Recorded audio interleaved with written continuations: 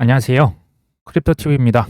이번 시간에는 조만간 어지러운 급등이 나올 수도 있다. 제 얘기는 아니고요. 컨센시스라고 하는 이더리움 개발사의 CEO죠. 조셉 루빈의 말입니다. 무슨 내용인지 살펴보시죠. 방금 말씀드렸던 이더리움 인프라 개발사 컨센시스라고 있습니다. 이 대표가 갑자기 이런 얘기를 하네요. 이더리움 시장 진출 전략을 바꿀 여러 방안들이 지금 컨센시스에서 논의가 되고 있다. 곧 공개되는 계획들은 머리를 어지럽게 만들 정도로 많을 것이고 급등 이게 이제 나오기 전에 주시하는 게 좋을 것이다. 무슨 얘기입니까? 뭐 이렇게 자신감이 넘칠까요? 자기가 무슨 내부자라도 되는 줄 아나 보는 것 같습니다. 꼭 공개되는 계획. 근데요, 그 뒤에 보니까 또 언론사에서 또 기사가 계속 나오고 있습니다. 구체적으로 언급합니다. 스테이킹을 포함한 이더리움 ETF 승인을 기대한다. 제가 요거 작년 하반기부터 계속 말씀을 드렸던 것 같긴 합니다. 이더리움 현물 ETF에 이자 주는 스테이킹이 포함이 될 것이고 법을 없다면 법을 바꿔서라도 개정이 될 것이다. 똑같은 얘기를 하죠. 코인텔레그래프와의 인터뷰에서 이 스테이킹, 이자 주는 이더리움 ETF가 규제 승인을 곧 받을 수 있을 것이다. 우리는 ETF 발행사들과 논의를 했고요. 스테이킹 포함하는 ETF 출시를 위해서 이게 지금 기술적으로 뭔가 복잡한 게 있는 거죠. 이것을 해결하는 솔루션을 뭐하고 있다? 개발하고 있답니다. 곧 승인이 이루어질 것으로 기대한다. 이거는 이제 내부자라고 하는 게 또 이제 안 사정을 빠삭하니 다 알고 있는 소위 말하는 그 주도한 세력이라 보시면 될 것 같고요. 우리가 리플의 빵형, 서클, 코인베이스 CEO 이런 사람들은 우리가 잘 알고 있는데 조셉 루빈도 실은 마찬가지예요. 지금 이더리움 ETF 이자 주는 게 거의 출시 이제 얼마 안 남았다 지금 이런 얘기잖아요. 제가 계속 얘기를 드렸지 않습니까? 다보스 포럼에 매년 상석에 앉습니다. 이게 이제 초청 받는 자체가 제가 말씀드렸죠. 이게 비상식적이에요. 그러니까 매년 이렇게 참석하고 항상 발언을 쏟아내고 그것을 언론사가 매년 이렇게 실어다 나른다. 리플과 서클은 이제 내부자인지 이제는 아시겠죠? 조셉 루빈도 실은 마찬가지예요. 그 예전에 JP 모건이라고 하는 그 은행이잖아요. 미국의 은행과 컨센시스 지분을 넣고 불법적인 비밀 거래를 이게 법정 소송을 하다가 들통이 났습니다. 그러니까 이제 컨센시스 전 스위스에 있는 회사를 미국 법인으로 옮기면서 JP 모건과 서로 모종의 거래를 한 거죠. 이때 컨센시스의 지분 10%를 JP 모건이 불법으로 취득을 했습니다. 이거 구글에 좀 찾아보십시오. 찾아보면 특히 이제 영문 기사로 보시면 아마 자세히 나올 겁니다. 이랬던 사람인데 그렇다고 해도 사실은 스타트업 대표로 다들 시작을 한 사람들이거든요. 근데 이 사람이 그냥 대놓고 선언을 하는 거죠. 이자 주는 이더리움 ETF 곧 승인될 것이다. 머리가 복잡할 만큼 오를 수 있으니 준비해라. 제가 이거 알트 시즌의 신호탄이 될 수도 있겠다라고 말씀을 드렸는데 그 생각은 지금도 저는 변함이 없습니다. 내 알트코인은 근데 왜 이렇게 안 가고 있어? 라고 하시는 분들 뭘 보시면 우리가 지금 어느 단계에 있는지 쉽게 알 수 있죠. 가장 대표적인 게 비트코인 도미넌스, 코인 마켓캡에서 알트코인 인덱스 이제 지수 나왔잖아요. 이것도 있는데 또 하나의 지표도 중요하다 말씀을 드린 바가 있습니다. 뭐냐면요. 비트코인 대비한 이더리움의 가격입니다. 제가 항상 이 라인을 하나 그었었고요. 이게 0.055 요 라인은 최소한 넘어줘야 된다. 바꿔서 얘기하면 요 라인 밑에 있으면 그냥 하락장이다, 조정이다 보시면 돼요. 지금 생각보다 굉장히 밑에서 놀고 있는 거고요. 이게 최소 0.055는 넘어줘야 되는데 지금 0.031이죠. 이게 3 밑으로도 내려간 적이 있어요. 이더리움 알트코인이 상대적으로 비트코인 대비해서 매우 저평가를 받고 있다. 조셉 루빈이 이 정도면 다 알려준 거 아닙니까? 이더리움 현물 ETF에 뭘 주겠다? 이자를 추가해서 주겠다. 이게 이제 내 관점에서 보시면 이게 뭐 그게 대수야 하실 수 있는데요. 이미 뭐 이더리움 현물 ETF 있는데 뭐가 그렇게 달라지겠어? 비트코인은 참고로 이자가 없습니다. 뭐 물론 뭐 바빌론이네 뭐네 해서 이자 주는 그 상품을 아마 만들 거예요. 이거 이제 담보로 대출도 하고 하겠지만 기본적으로 이더리움은 POS잖아요. 솔라나 마찬가지입니다. 뭐 카르다노, 저기 뭐 아발란체 기관들은 이자에 굉장히 열광합니다. 0.1% 더 준다고 하면 1000억이건 1조건 그냥 옮깁니다. 근데 이더리움은 뭐 이제 이자율은 3% 전으로 왔다 갔다 하지만 1년에 지금 과거까지 하면요. 1년에 최소 120%, 130%씩 평균적으로 가격이 올랐던 자산입니다. 기관들이 이걸 모를까요? 이자도 3%까지 준다? 아마 몰려올 겁니다. 이게 곧 발표가 되면 그래서 아마 머리가 어지러울 것이다 라는 뭐 표현을 썼는데 저는 조금은 과장이 있다라고 봅니다. 뭐 이더리움 개발사니까 그렇게 얘기를 하겠죠. 어떤 분들은 이더리움이 뭐 올라봐야 얼마나 오르겠어 라고 말씀을 하시는데요. 저는 전적으로 동의합니다. 맞아요. 이더리움은 우리가 생각하는 뭐 10배, 20배, 뭐 한 저 10년을 보시면 몰라도 올해는 불가능해요. 가격보다는 뭘 보셔야 되냐? 좀 시가총액을 이제 코인 마켓 캡 또는 그 코인 개코라고 있습니다. 코인 개코를 통해서 객관적으로 좀 보시면 좋습니다. 지금 시총 1위가 비트코인이잖아요. 그냥 대략적으로 2,000 빌리언 달러 정도 됩니다. 그러니까 2 트릴리언 달러죠. 2,000인데 이더리움은 400 빌리언. 그 다음에 3위 이제 XRP가 183 빌리언. 솔라나가 125 빌리언. 도지코인은 55 빌리언 달러. 그 다음 카르다노는 36 빌리언. 트론이 생각보다 높죠. 21 빌리언입니다. 아발란체는 15 빌리언이고요. 스위라고 하는 코인 최근에 폭등에 폭등을 거듭했죠. 지금 20위권에 안착을 했습니다. 14 빌리언.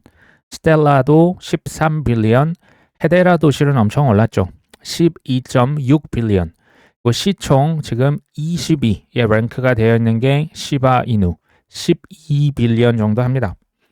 그러니까 이 그 시가총액을 보면 여기에서 이더리움이 10배가 오른다라고 하는 것은 이번 사이클은 불가능하다는 것을 이제 뭐 그렇게 어렵지 않게 추정이 가능해요.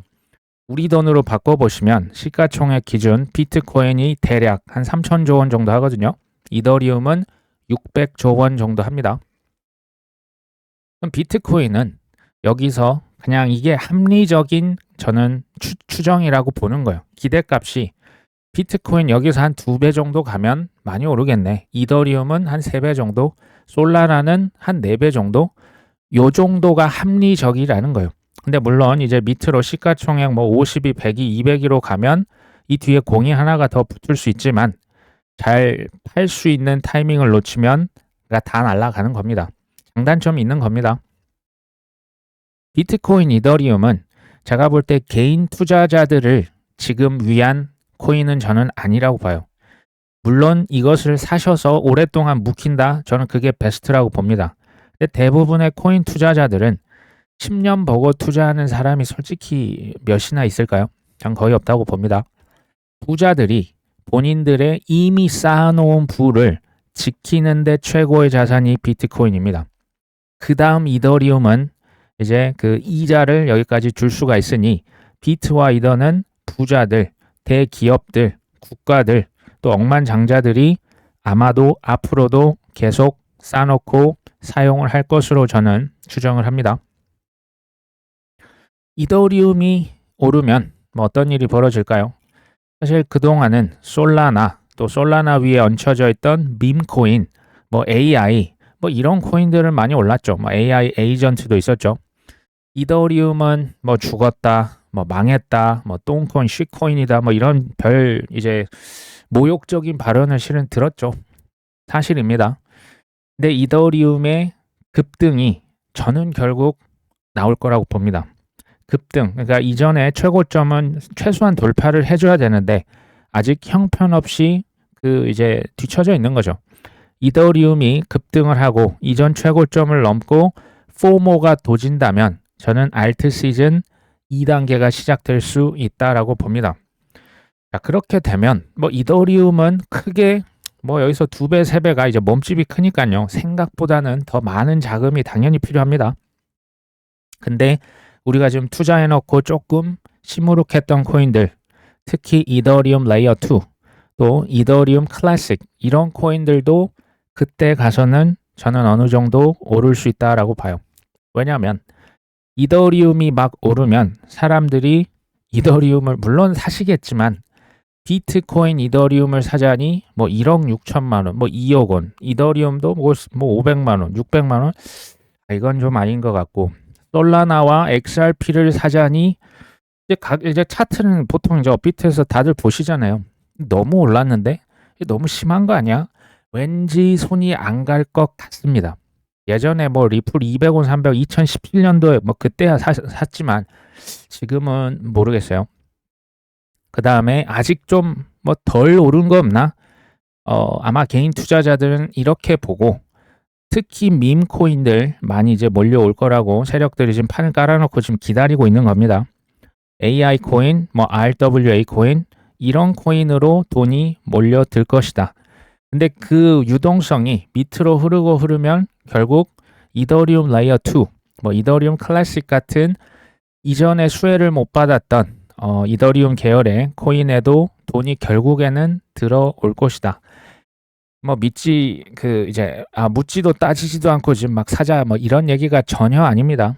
못난이 코인들 내가 봤을 때는 그러지만 인내하면 결국에 어느 정도는 다 오를 것이라고 저는 봅니다. 탈출할 수 있는 시기가 반드시 올 것이다. 최근에 도지코인 거래들이 뭐 2천억 달러 넘게 뭐 도지코인을 뭐 한 3천억 이상 샀다라고 하네요. 저 같은 경우는 도지코인을 사놓고 거들떠 보지 않은 게 거의 2년은 된 것 같아요. 뭐 XRP는 모르겠습니다. 뭐 사실 이제 그 감각이 없어질 만큼 오래 두거든요. 근데 그게 어떻게 이제 가능하냐? 저 같으면 그냥 업비트에 넣습니다. 근데 여기에 올인 하진 않습니다. 뭐 도지코인 좋은 거 알죠? XRP도 예전부터 좋은 거 알았지만 여기에 올인을 하면요. 인간적으로 사람의 멘탈이 흔들흔들 할 수밖에 없어요. 그러니까 이것은 이제 사람마다 좋은 코인인 건 알지만 어느 정도 우량 코인을 조금 분산해 놓는 게 저는 좀 더 낫지 않겠냐. 비투도 하지 말라고 선물도 마찬가지인데요. 심리적으로 지고 들어가면 이 험한 싸움에서 아마 살아서 나오기가 쉽지 않을 겁니다. 최근에 제가 조금 샀던 코인은 뭐 도지는 예전에 좀 샀는데 이제 시바이누 같은 경우는 뭐 그렇게 많이 사진 못해서 좀 최근에 상대적으로 좀 짓눌리고 있죠. 그러니까 도지코인이 비트코인이라면 밈코인에서 봤을 때요. 시바이누가 이더리움이거든요. 실제 이더리움 레이어 2, 뭐 시바리움이라고 있죠. 상대적으로 저평가에서 소액 추매를 하긴 했습니다. 제가 이것을 말씀드린 이유는 이거예요. 막 이제 반짝반짝하는 코인들 이런 거 사시면 안 되고요. 그러니까 뭐 우량 코인이라고 뭐 어쩌고 했다가 굉장히 재미없게 오랜 시간 동안 그냥 횡보하고 조정을 받을 때 조금씩 그냥 사는 게 우리가 할 수 있는 최선이라는 생각이 사실은 듭니다. 시바이누가 어떤 코인인지 이제 뭐 자신의 어떤 자녀분이나 가족분들에게 설명할 수 없다 사시면 안 됩니다. 이거 명심하십시오. 이게 무슨 코인인지 모르고 사시면 올라도 걱정, 떨어지면 더 걱정이 될 겁니다. 서클에서 트럼프가 취임한 다음에 엄청난 돈을, 이게 3조 6천억 원 정도 되거든요. 그 돈을 지금 솔라나 기반 USDC를 발행했다.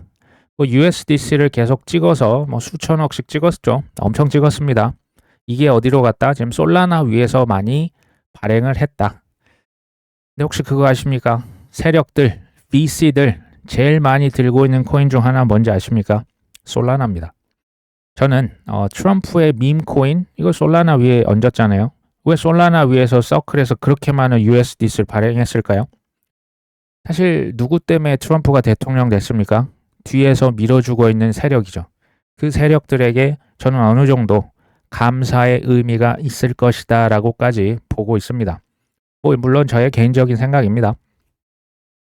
트럼프가 월드 리버티 파이낸셜 이제 여기 그 아들들이 하는 회사에서 트론을 262만 달러어치 추매를 합니다. 총 한 뭐 3천만 개 트론을 들고 있다고 하는데요. 제가 이것을 이렇게 비유를 했죠. 현대판 정략 결혼이다. 과거에는 피를 섞는 거죠. 가족이 되는 거죠. 이제 시집 보내고 장가 보내고 현재는 돈을 섞습니다. 돈은 피만큼 진한 거 아닙니까? 사실 뭐 개인적으로 저는 저스틴 선을 처음에는 조금 얕봤던 게 있어요. 근데 제가 잘못했음을 한 22년이었습니까? 어느 정도 이 친구 보통이 아니구나 하는 걸 나중에 알았습니다. 화려한 쇼맨십이 있고요. 인맥이 있고요. 돈맥도 있습니다. 그 다음에 센스까지 다 갖췄죠. 저는 이제 다른 코인들은 어느 정도 우량 코인들을 좀 샀다 팔았다 하면서 좀 많이 이렇게 모아놨는데 트론은 아예 웬만하면 손을 안 댔고 제가 트론을 샀던 경우는 뭐 가끔 해외 거래소 돈 보낼 때 그럴 때 쓰는 거 외에는 실은 거의 이제 샀던 적이 없습니다. 그게 조금은 이제 아쉬움이 있죠. 뭐 지금은 뭐 사기에는 너무 많이 올라서 저는 이런 급등한 코인들은 거의 뭐 쳐다보지를 않습니다. 자, 대학가에서 묶여있는 코인들이 풀리나 법인 계좌는 허용하겠다. 정책화 검토 마무리 단계다. 사실 뭐 우리나라도 그렇지만 미국에서는 주로 이제 명문 대학교에 그 개인, 일반인들 혹은 기업들이요. 그렇게 기부를 많이 합니다. 근데 그 기부를 코인으로 했던 사람들이 꽤 많아요. 근데 미국에서도 처음에 그 코인을 들고만 있지 뭐 현금을 어떻게 그 거래소에 집어넣을 수가 없는 겁니다. 이게 개인 돈이 아니기 때문에. 그래서 미국에서도 근데 이게 이제 대학 위주로 먼저 코인 투자가 허용이 됐었거든요. 우리나라도 비영리 단체부터 점점 허용이 되고 있는 겁니다. 그러니까 지금 미국 따라가고 있습니다. 스테이블 코인 ETF를 허용한다. 이거는 뭐 말할 필요도 없는 시간 문제라 보시면 됩니다. 이토로라고 있습니다. 뭐 주식도 거래하는데 이제 코인도 거래를 할 수 있는 플랫폼이죠. 미국 SEC에 비공개 IPO 신청서를 제출했다. 대략 뭐 올해 2분기 뉴욕 증시에 상장이 될 가능성을 보고 있다. 올해 2분기가 될 수도 있는데 이거 상황에 따라서 뭐 이렇게 뒤로 밀릴 수는 있다라고 보고 있습니다. 골드만삭스, 제프리스, UBS와 협력해서 상장 계획을 구체화하고 있다. 저는 이 기사를 보면 어떤 게 느껴지냐? 올해 꼭 상장시키고 말 것이다 라고 하는 뭐 일종의 의지가 저한테는 보이거든요. 이미 큰형님들, 선배들 있죠. 21년도에 나스닥에 IPO했던 코인베이스, 뭐 뉴욕 증권거래소의 자회사인 벡트도 있죠. 이제 코인 거래소죠. 이 친구들은 있지만 아직 비상장인 회사 몇 개 더 있죠. 바로 서클입니다. 서클, 리플, 크라켄, 이토로 이런 쟁쟁한 크립토 회사들이 상장을 언제 하는지가 저는 매우 중요하다라고 보고 있습니다. 그때가 굉장히 장이 좋을 것이다 라는 거죠. 그때 우리가 들고 있는 코인들을 미련 없이 던져도 저는 좋겠다라는 생각을 현재 갖고 있습니다. 서클과 리플은요, 그 중에서도 세력 중에 세력이에요. 이 친구들이 전 세계를 이제 겉에서 보이는 친구들이고 그 뒷단에 이제 세력이 또 이제 전 세계에 퍼져 있잖아요. 얘네들이 IPO 한다? 제가 봤을 때는 거의 이번 사이클에 거의 뭐 최소 어깨 부근은 될 것이다 라고 전 추정을 합니다. 올해 IPO 추진할 거고요. 근데 이게 언제가 될지는 사실 뭐 누가 알겠습니까? 늘 깨어서 이것을 체크를 해야겠죠. 이건 리마인더입니다. 21년 4월달 그때 비트코인 웬만한 알트코인들이 정말 미쳐서 날뛰었던 날이 있거든요. 요때 코인베이스가 IPO 주식 상장을 시켰고요. 그때 코인베이스 경영진들이 수조 원에서 10수조 원을 주식 팔아서 하루에 벌었습니다. 이것도 기사 찾아보시면 나옵니다. 블룸버그 애널리스트가 렉스 쉐어스 ETF 이게 이제 뭔가 봤더니요. 코인을 7개를 묶어가지고 한꺼번에 ETF를 신청을 했다라고 하는데요. 이게 지금 약 75일 이후 뭐 웬만하면 문제가 안 되면 자동으로 이렇게 승인이 된다. 뭐 이런 뭐 ETF라고 합니다. 뭐 문제가 없으면 올해 4월 초에도 출시가 될 수 있다. 얘네들이 XRP, 솔라나, 라이트코인 개별 현물 ETF보다 더 빠를 수도 있겠는데 뭐 이런 얘기입니다. 7개 코인이 뭐냐? 트럼프 밈코인이 첫 번째로 들어가 있죠. 두 번째 이더리움, 비트코인, 솔라나, XRP, 봉크 코인이 들어갑니다. 이 밈코인이죠. 그 다음 도지코인까지 7개를 묶어서 파는 ETF죠. 이게 이제 모두가 예상을 비껴갈 수 있는 이런 류의 현물 ETF가 승인이 될 수가 있을까요? 아쉽게도 저는 결과를 사실 잘 모르겠습니다. 근데 이제 굳이 뭐 이렇게 가정을 한다면 리플이나 XRP 지금 솔라나 이게 다 들어가 있잖아요. 이런 코인들은 돈이 되는 그 우량 코인이에요. 이거는 제가 볼 때 그냥 뭐 한철 장사가 아닙니다. XRP나 솔라나, 이더리움, 비트코인은 향후 100년, 200년 가는 그냥 그 황금알 나는 거위예요. 이것을 과연 제가 지금 이름도 들어보지 못한 뭐 렉스셰어스 같은 회사에게 블랙럭이 양보를 할까요? 거기에 대해서는 저는 약간 부정적으로 봅니다. 이런 잔챙이들 말고 블랙럭이 ETF 신청했다, 알트코인, 그럼 바로 신청과 동시에 불기둥 치면서 날아갈 수 있습니다. 블랙락이 훨씬 중요합니다. 손정희 등 AI 삼총사 트럼프 앞에서 5천억 달러를 투자하기로 이제 약속을 한 거죠. 여기 보시면 왼쪽에 소프트뱅크 손정희 회장이죠. 오른쪽에 이분이 그 오라클이라고 하는 회사의 뭐 앨리슨 회장이라고 있습니다. 오픈 AI 샘 올트만은 아시죠? 이 세 명이 스타게이트라고 하는 합작사 만들어서 미국에 투자하겠다. 근데 여기에 이제 보시면 차세대 AI 발전의 동력이 될 물리적, 가상적 기반 시설을 구축하고요. 거대한 데이터 센터를 건설할 것이다. 여기에 아부다비의 투자 회사도 있고요. 엔비디아, 마이크로소프트도 직접 AI 기술 개발에 참여를 합니다. 텍사스주의 데이터 그 센터를 건설하겠다고 하고 있죠. 인공지능을 가만히 생각해 보시면 엄청난 전력 에너지가 필요하고요. 그 다음에 엄청난 빅데이터가 필요합니다. 이 두 가지가 필수입니다. 근데 과거에 월스트리트, 뭐 블랙락, 뱅가드, 피델리티, 뭐 스테이트 스트리트 은행 같은 데서 어디에 그렇게 많이 투자를 했습니까? 비트코인 대형 채굴사에 웬만하면 다 대주주로 있습니다. 이게요, 뭐 비트코인을 채굴하기 위함도 실은 있는데 그것도 있고 AI, 그러니까 인공지능을 발전을 시키려면, 개발하려면 어쩔 수 없이 뭐가 필요하다? 엄청나게 많은 전력이 필요해요. 이것을 동시에 투자한 게 뭐였다? 비트코인 대형 채굴 회사들에 그렇게 투자를 많이 한 이유입니다.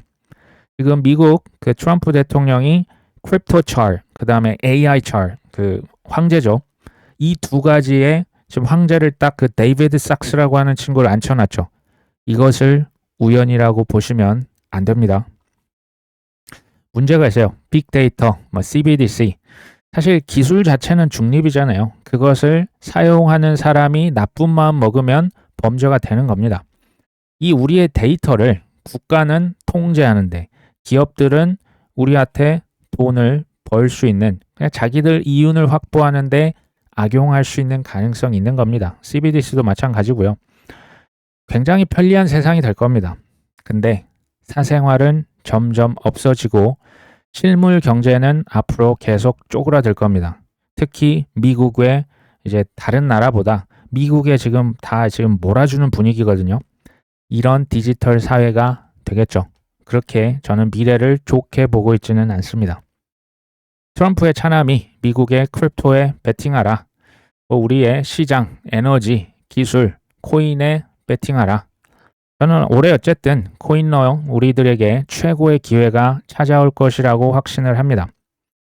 이것만 안 하시면 좋겠어요. 이게 뭘까요? 이것만 안 해도 생존이 일단은 1순위인 거 아십니까?